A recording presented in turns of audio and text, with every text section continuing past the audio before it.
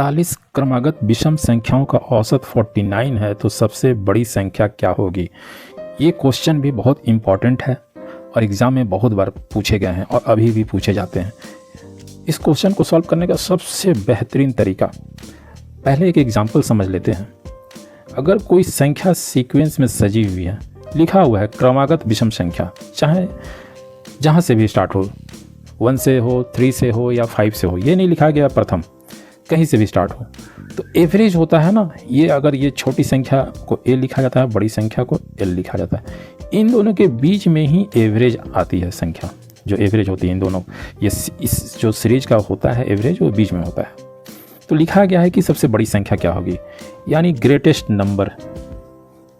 Greatest number स्वाभाविक सा है, एवरेज के बाद होती है, एवरेज से यानी बड़ी होती है।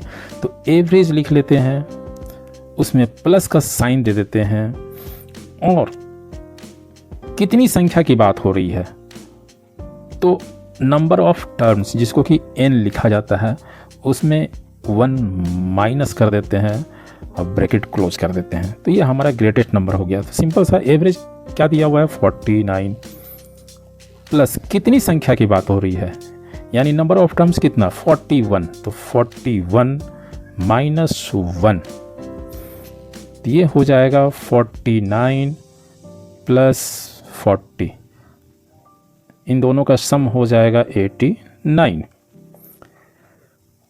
ये जो टेक्निक है आपको विषम यानी ऑड नंबर्स या इवन नंबर्स यानी सम संख्या दोनों के लिए काम करेगी।